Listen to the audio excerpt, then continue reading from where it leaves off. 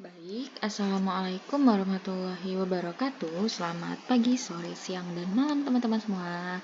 Baik, pada materi kali ini kita akan masuk mengenai materi psikologi umum, khususnya materi mengenai learning. Nah, mungkin teman-teman udah tahu ya, learning ini kan bahasa Inggris yang mungkin kita artikan ke dalam bahasa Indonesianya itu sebagai belajar. Nah, sebenarnya apa sih learning ini? Materi secara khususnya terutama dalam psikologi. Oke, yang pertama, kita bahas terlebih dahulu dari definisi learning itu sendiri. Jadi learning adalah satu proses perubahan yang relatif permanen atau relatively permanent yang kita dapat melalui pengalaman atau praktik secara langsung. Jadi memang learning ini kita dapatkan melalui pengalaman-pengalaman yang telah kita lewati secara langsung di kehidupan-kehidupan ini. Gitu kayak contoh hal yang sederhana, kita belajar atau disebut dengan learning, kita makan. Dulu kan kita pas masih kecil, kita nggak tahu kayak mana proses makan itu. Nah, melalui pengalaman kita yang secara langsung inilah kita menjadi tahu gimana sih cara makan yang baik dan benar. Nah, selanjutnya apa sih sebenarnya relatively permanent itu? Jadi relatively permanent ini adalah bagaimana beberapa bagian dari otak itu merekam setelah kita mendapatkan suatu pemahaman yang baru. Jadi memang ketika kita mendapatkan pemahaman yang baru, pengetahuan yang baru di lingkungan atau ya di kehidupan kita, maka otak ini akan merekam hal-hal yang baru tersebut. Di mana sebenarnya proses merekam pemahaman baru ini disebut sebagai proses memori. Jadi ketika kita merekam, kita mengingat pengalaman-pengalaman baru tersebut. Kemudian, dalam proses belajar ini, bila individu mengalami hal yang positif, biasanya mereka cenderung akan mengulangi lagi hal-hal positif atau pengalaman-pengalaman baik yang mereka lakukan sebelumnya gitu. Namun sebaliknya ketika dalam proses belajar itu mereka mengalami hal-hal yang negatif atau hal-hal yang menyakitkan, maka mereka cenderung untuk menghindari atau tidak ingin lagi melakukannya.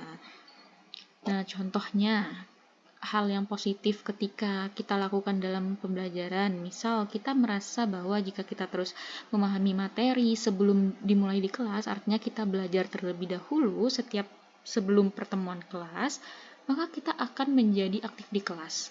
Nah, ketika kita menjadi aktif di kelas, maka kan kita banyak mendapatkan feedback dari dosen, dari teman.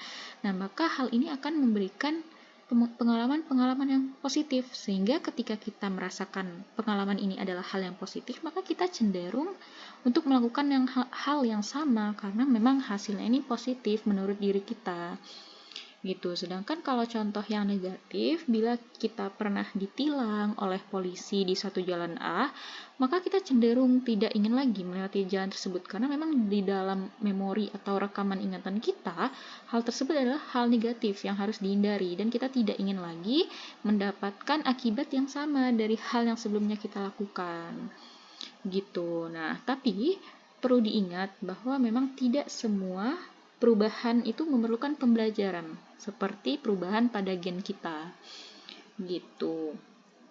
Nah, selanjutnya mungkin ini juga teman-teman, khususnya teman-teman psikologi juga udah familiar banget lah dengan Pavlov classical conditioning. Nah, jadi memang ini adalah contoh eksperimen yang dilakukan oleh Pavlov terhadap anjingnya. Jadi memang sebelum conditioning atau sebelum pengkondisian, anjing ini memang melihat makanan ini dia mengeluarkan air liur. Artinya memang secara nggak sengaja atau secara alam bawah sadarnya ketika dia melihat makanan, maka dia akan mengeluarkan air liur.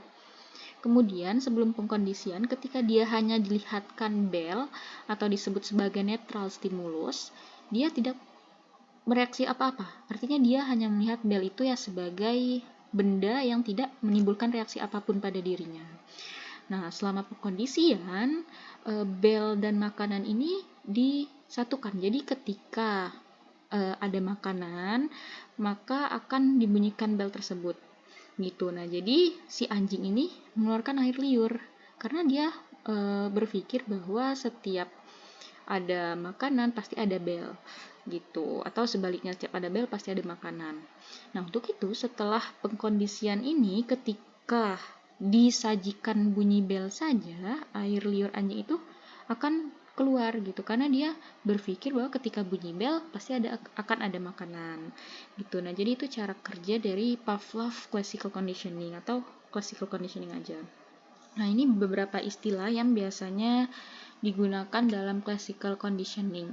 Yang pertama itu unconditional stimulus. Jadi unconditional stimulus ini adalah stimulus asli yang timbul secara alami dari dalam diri subjek atau individu itu. Jadi contohnya seperti rasa lapar atau juga stimulus yang tidak bisa dikondisikan gitu. Misal kayak kita kan nggak bisa mengkondisikan bahwa abang tukang bakso lewat depan rumah kita nggak bisa kan mengkondisikannya gitu. Kemudian ada condition stimulus. Nah, condition stimulus ini adalah stimulus yang telah dikondisikan dengan keadaan tertentu. Misal kayak tadi ada bel dan ada makanan. Artinya memang stimulus yang disajikan untuk memang dikondisikan untuk menghasilkan tujuan tertentu gitu. Misal kayak juga ada suara klakson mobil, artinya menandakan bahwa jam pulang kerja ayah kita gitu.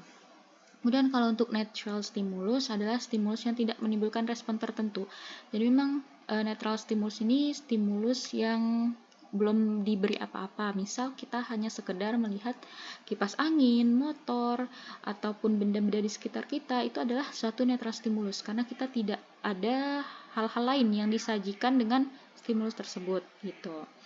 Nah, kemudian ada istilah condition response. Nah, condition response ini adalah respon yang muncul ketika suatu keadaan ini telah dikondisikan. Jadi, kayak tadi ya, ketika kita mendengar klakson mobil, maka kita tahu bahwa ayah kita udah pulang kerja, sehingga kita segera menuju pintu keluar rumah karena mengetahui ayah kita pulang kerja gitu. Jadi kita segera menyambutnya gitu. Karena kan ada klakson mobil tadi, dan juga kita tahu bahwa ketika klakson mobil ayah kita datang. Makanya ketika klakson mobil kita langsung ke depan karena mengetahui ayah kita telah pulang. Nah, sama kayak tadi.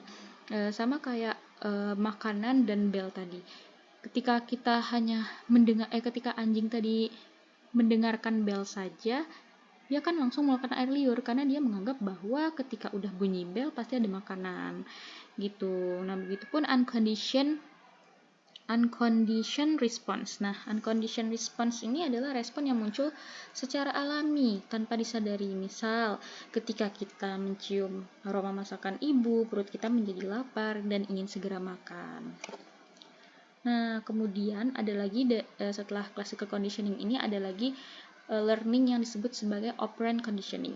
Jadi operant conditioning ini adalah suatu metode yang menggunakan positif dan negatif reinforcement. Nah, positif dan negatif reinforcement ini adalah penguatan, baik itu penguatan positif atau negatif.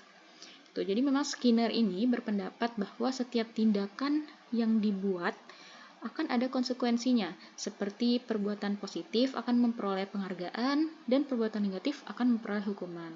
Nah, Skinner ini menemukan 2 poin. Yang pertama, perilaku yang menimbulkan respon positif itu cenderung akan memperbesar kemungkinan dilakukannya perilaku tersebut. Sedangkan perilaku yang menimbulkan respon negatif akan memperkecil kemungkinan dilakukannya kembali perbuatan tersebut. Artinya memang mereka cenderung untuk tidak akan mengulangi perilaku-perilaku yang menimbulkan respon negatif. Nah, dalam operant conditioning ini, seorang ilmuwan yaitu Skinner melakukan suatu eksperimen yang disebut sebagai The Skinner Box Experiment, di mana Skinner Box Experiment ini dilakukan kepada seekor tikus yang sedang lapar. Jadi berikut gambaran eksperimen yang dilakukan oleh Skinner. Nah, gambarannya di dalam Skinner box ini, jadi memang ada tikus yang dimasukkan ke dalam Skinner box, kotak eksperimen itu, dimana kotak eksperimen ini memang dirancang dengan adanya beberapa fitur, yaitu seperti tombol, kemudian alat pemberi makan, lampu, serta lantai yang dialiri listrik. Nah, jadi memang tikus ini memang dikondisikan dalam keadaan lapar, sehingga ketika tikus itu merasa sangat lapar atau dia dalam keadaan hunger drive, jadi tikus ini berusaha untuk keluar dari box itu untuk mencari makanan. Jadi memang tikus itu mengelilingi box untuk mencari makanan. Nah, tidak lama kemudian setelah tikus itu berkeliling untuk mencari makanan, tikus tersebut secara tidak sengaja dia menekan tombol.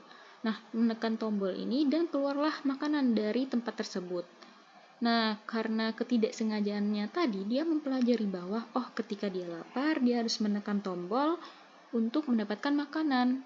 Gitu. Nah, sehingga ketika dia telah mempelajari hal tersebut, dia udah tahu seluk-beluknya gimana, maka secara terjadwal, tikus tersebut diberikan makanan secara bertahap sesuai dengan peningkatan perilaku tikus tersebut gitu. Nah, jadi dari percobaan inilah Skinner berpendapat bahwa pola tingkah laku tikus ini berubah sesuai dengan penguatannya. Artinya memang dia mempelajari hal-hal yang telah dialami sebelumnya gitu. Oke, baik, sekian dari saya. Mohon maaf apabila terdapat salah kata. Saya ucapkan terima kasih. Wassalamualaikum warahmatullahi wabarakatuh.